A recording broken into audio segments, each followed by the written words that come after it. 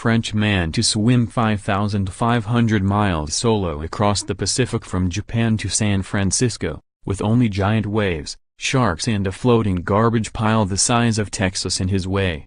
French swimmer Ben Lecomte is set to take on giant waves, sharks and a pile of floating garbage the size of Texas in a perilous quest to swim across the Pacific Ocean.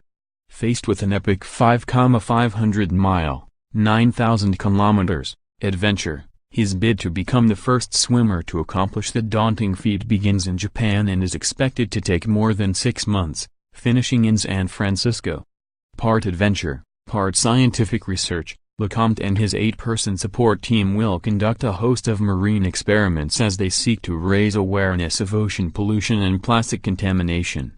After swimming across the Atlantic Ocean in 1998 he promised himself never again. But Lecomte felt compelled to take on the monstrous Pacific after starting a family. 2 days after turning 51, Lecomte will enter the waters off Japan's east coast on Tuesday, after which the swimmer will be at the mercy of the elements.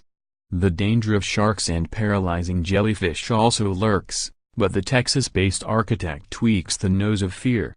"I like to push my personal limit and try to find what that is," Lecomte told AFP in an interview aboard his yacht. "I'm like a tiger in a cage going around and around," he added, after 7 years of planning. The mental part is much more important than the physical. You have to make sure you always think about something positive or you always have something to think about. When you don't have anything to occupy your mind it goes into kind of a spiral, and that's when trouble starts. Lecomte plans to swim for 8 hours a day, burning more than 8,000 calories. The rest of the time he will rest, sleep and eat on the 67-foot support boat Discoverer that will drop him back in the water at the same spot he exits every day.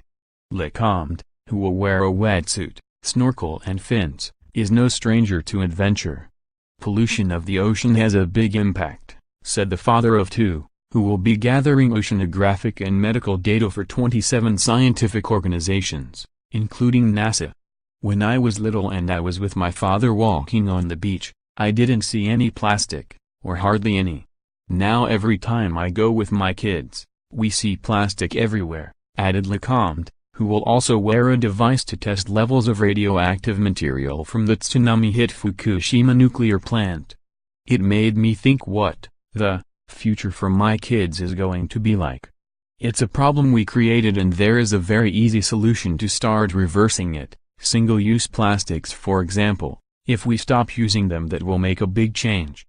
Lecomte leaves from Chushi fishing port in Chiba Prefecture, the same starting point as Frenchman Gerard de Baville when he rowed solo across the Pacific in 1991. But Lecomte will actually be in the water, potential shark bait. "In the Atlantic, I swam for 5 days with a shark following me, its fin circling," shrugged Lecomte, who previously suffered nasty stings when jellyfish got caught in his snorkel. "Everybody thinks of Jaws but I'm more afraid of cold water and being in pain, and needing to fight that, than sharks." Part of his daunting swim takes him through the Texas-sized Great Pacific garbage patch that floats between Hawaii and California, where tangled plastic poses extra dangers. His team will collect water samples to learn more about the buildup of microplastics littering the area. But Lecomte knows the application of science, and a boat stocked with 2.8 tons of food will only get him so far.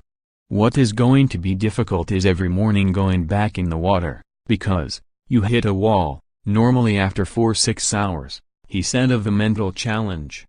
"I try to disassociate my mind from my body and everything that happens to my body, pain or cold, I try to put aside.